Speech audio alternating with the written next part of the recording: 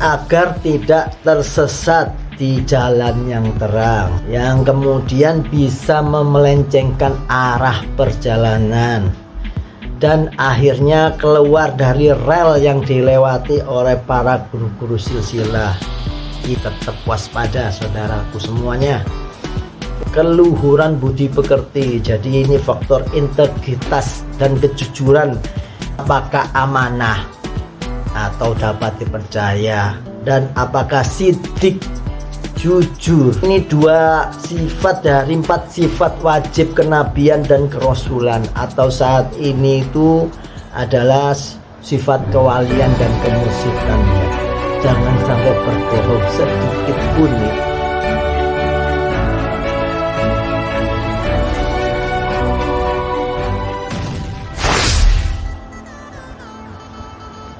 Assalamualaikum warahmatullahi wabarakatuh. Alhamdulillah kita berjumpa lagi, dulur-dulurku semuanya. Semoga sehat walafiat, jasmani dan rohani sehat semuanya, lancar rezekinya. Semangat terus lemburannya dikerjakan, zikir pegangannya. Jangan sampai lowong dan istirahat. Kali ini kita akan membahas yang penting. Biasanya pelaku rohani ini ada tersilap dengan kelebihan-kelebihannya. Judulnya adalah waspada tersesat di dalam terang. Ya, artinya apa? Mari kita bahas. Yang pertama, pembukaan dalilnya adalah Quran surat Asy-Syura ayat 11 ya. Yakni laisya kamislihi syai'un. Artinya tidak ada sesuatu pun yang serupa dengannya ya. Dimana ayat ini itu sering jadi rujukan dalam pembahasan tentang sifat-sifat Allah dalam teologi Islam ya, termasuk dalam ilmu tasawuf atau sufisme ya. Ayat ini penegasannya penting, ya, ini keesaan dan keunikan Allah ya, yang menegaskan Allah tidak dapat diperbandingkan dengan makhluk apapun atau bahkan dengan konsep apapun ya, yang ada di pikiran manusia yang terbatas ya. Jadi ini terfokus bahwa Allah itu melampaui segala bentuk penggambaran dan pemahaman manusia yang serba sangat terbatas. Kemudian yang kedua, definisinya adalah para pelaku rohani ini haruslah kita itu melepaskan segala bentuk pemikiran dan gambaran yang bersifat terbatas tentang Allah, atau untuk benar-benar mendekatkan diri kepada Allah itu harus lost.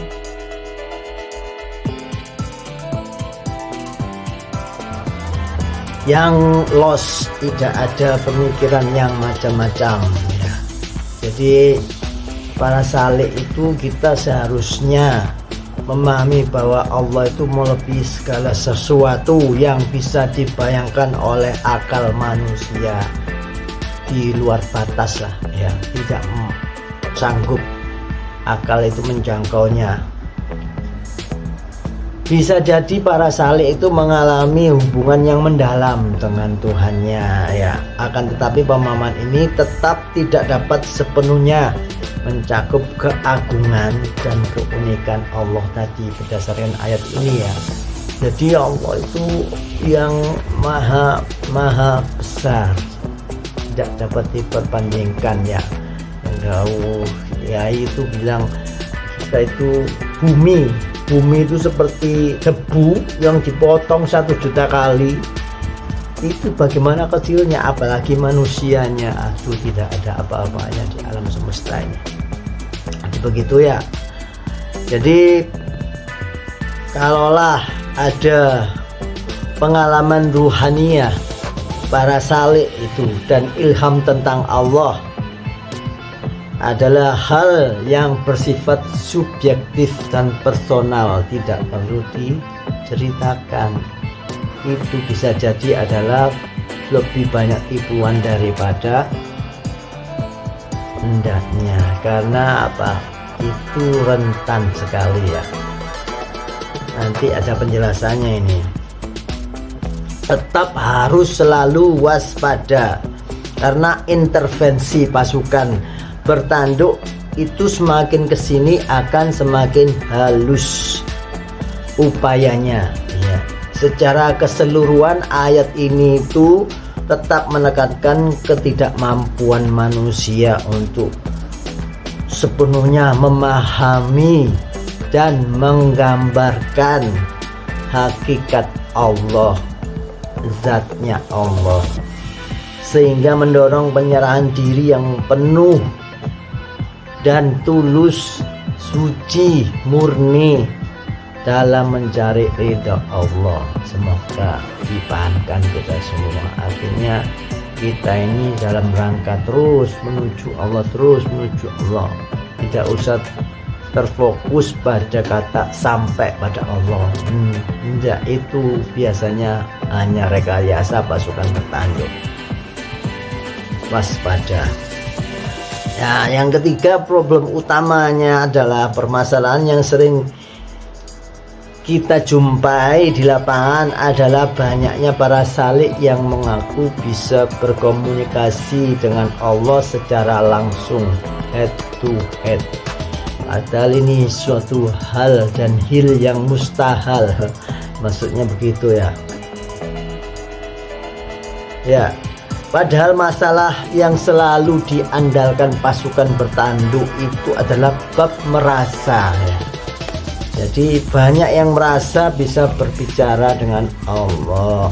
Padahal ini hal yang mustahil kecuali ketika Rasulullah Mi'raj menerima perintah sholat 5 waktu ya. Dan serta ketika Imam Mahdi menerima tugas kemursidan ya. Itu hanya orang-orang yang penting. Jadi kita, termasuk saya ini, orang nggak penting. Saya selalu menganggap saya ini orang nggak penting. Apa saya ini? Orang yang bukan siapa-siapa, tidak bisa apa-apa kecuali dibisakan Allah. Jadi padahal selain itu Rasulullah pun sehari-hari menerima wahyu dari Allah itu sebagai perantaranya adalah malaikat Jibril ya. Jadi kenapa kok ada perantara? Ya itu karena memang demikian prosesnya, ada perantaranya malaikat. Jangan-jangan malaikat itu yang orang-orang, sebagian orang anggap itu adalah Allah. Bahkan kan tipuannya tipis sekali ya. Bahkan bukan malaikat, bahkan pasukan bertanduk. Hati-hati, tetap waspada. Sehingga merasa berkomunikasi dengan Allah tanpa lewat perantara malaikat itu yang khusus tadi seperti malaikat Jibril adalah suatu hal yang mustahil ya. Jadi kalau kita bisa berkomunikasi langsung head to head itu sudah pasti itu. Hati-hati kawan-kawan. Jadi teman-temanku ditafakuri lagi supaya tidak melenceng. Nah, rasa merasa ini memang ditumbuhkan oleh pasukan bertanduk pada para pelaku ruhani agar banyak yang merasa sebagai wali Allah, bahkan merasa kekasih Allah. Ini harus berhati-hati kita, jangan sampai menuduh wali. Itu sudah diceritakan oleh beliau Kiai bahwa itu ada siksanya menuduh orang yang bukan wali itu wali. Jadi mungkin hati-hati dan waspada. Nah, merasa seperti itu, pemahaman tadabbur saya itu adalah sudah pasti pasti itu tersesat di dalam terang ya. Karena kisah tentang masalah ini sudah banyak kisahnya, tapi jarang, tidak banyak yang mengambil pelajaran. Apa misalnya? Dikisahkan ketika Syekh Abdul Qadir Al-Jailani itu ketemu sebentuk cahaya ini sudah kelihatannya menyilaukan cahayanya ini, ceritanya begitu, dan mengaku Allah. Kemudian memerintahkan Syekh untuk tidak usah sholat lagi karena sudah sampai makomnya. Maka Syekh tersadar bahwa itu adalah iblis yang sedang menyamar, menipu para pelaku rohani. Jadi seperti itu, waspadalah, waspadalah. Itu saudara-saudara, maksudnya seperti itu. Nah, yang keempat, bagaimana solusi praktisnya supaya kita gak terjerembab, terjerat oleh tipuan-tipuan yang seperti itu ya. Saya anggap itu tipuan karena belum jelas dulu ya, karena itu kalau ketemu rukun iman yang lainnya yang gaib itu bisa jadi benar, tapi kalau yang ketemu dan berbicara dengan yang maha gaib itu harus waspada, teman-temanku, saudara-saudaraku ya. Permasalahan yang banyaknya para pelaku rohani yang mengaku bisa berkomunikasi langsung dengan Allah adalah isu yang kompleks dalam urusan teologi ini ya, keyakinan dalam ruhaniyah dan laku tarekat. Jadi ada beberapa pendekatan solusi ya, ini yang diambil oleh para guru-guru sufi dari silsilah ya, dari guru-guru silsilah. Yang pertama adalah yang A, selalu waspada terhadap klaim bisikan yang berlebihan. Jadi kalau dilebih-lebihkan itu biasanya diangkat sama mereka itu, sama pasukan penggoda itu diangkat manusia supaya rasanya timbul. Kamu itu orang ahli gini, kamu itu seperti ini, kamu itu seperti ini, kamu itu tinggi, kamu tinggi. Sebenarnya diangkat itu, waspada itu biasanya dilebih-lebihkan, itu adalah bisikan halus. Waspadalah, jangan mudah percaya tanpa adanya uji coba dan penilaian yang mendalam. Jadi harus dikaji terus, tafakkur, tadabbur terus, karena para penipu pasukan pelanduk ini sangat lihai, berpengalaman ribuan tahun dan ada spesialisasinya sendiri, keahlian dalam hal rekayasa ini ya. Orang seperti ini ditipu seperti ini, orang seperti ini ditipu seperti ini, orang seperti ini ditipu seperti ini. Iya, jamaah ditipu seperti ini, koordinator ditipu seperti ini, nanti siapa lagi, pegawai ditipu seperti ini, orang kaya tipu seperti ini, orang miskin tipu seperti ini. Macam-macam, mereka sudah punya SOP-nya karena mereka ada planningnya ya.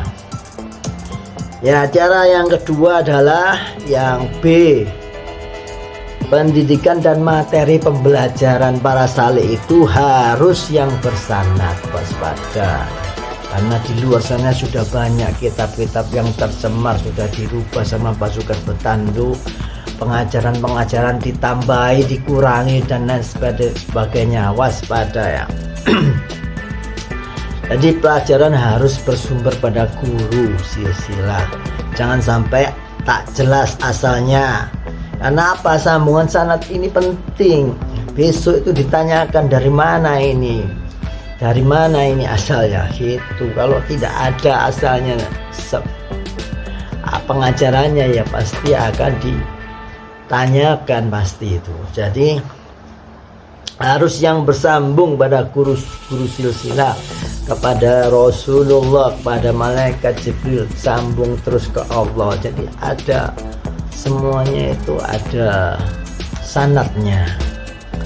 Jadi ini untuk jadi jalan yang sudah dilewati oleh para guru-guru silsilah itu kan sudah dilewati itu jalannya, yaitu saja yang diikuti. Jangan sampai mencari jalan-jalan lain ya, diikuti yang standar-standar saja, jangan sampai terjebak rayuan maut ya.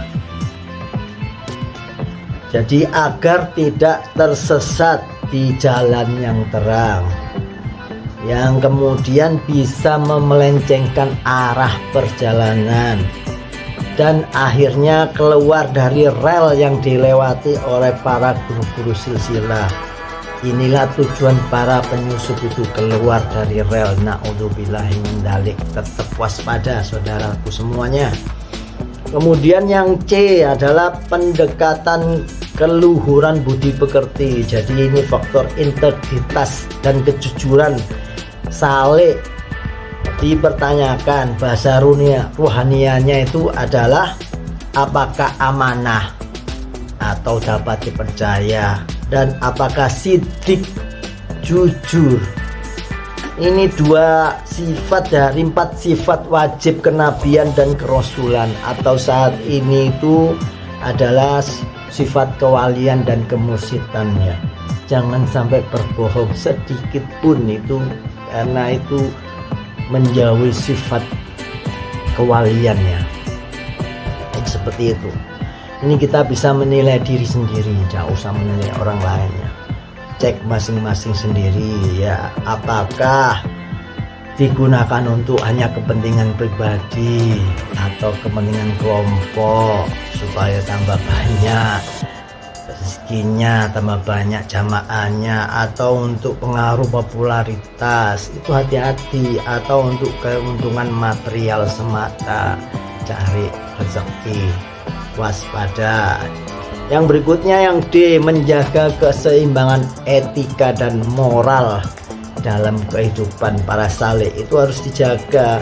Jadi harus ada pengalaman ruhani, juga ada tanggung jawab sosial. Jangan sampai di urusan yang rahasia tidak perlu disampaikan ke orang yang bukan di jalannya, nanti jadi timbul perdebatan dan lain-lain.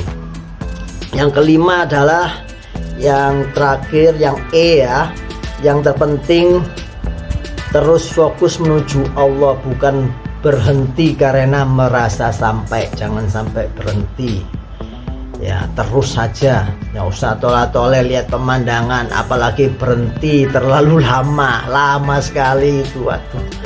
Jadi para saya harus sadar, menjaga kesadaran ruhani bahwa godaan menuju Allah itu semakin kesini akan semakin halus rekayasanya. Semoga paham.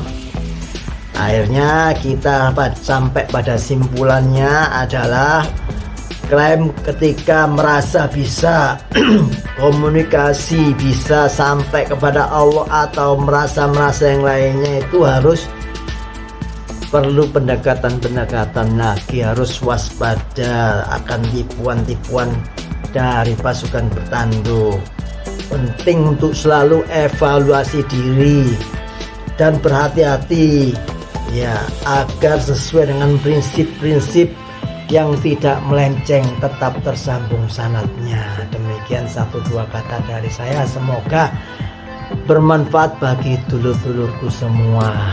Dan ingat, selalu bahagia apapun kondisinya, tetap putar terus tasbihnya. Wabillahi taufiq wal hidayah. Wassalamualaikum warahmatullahi wabarakatuh.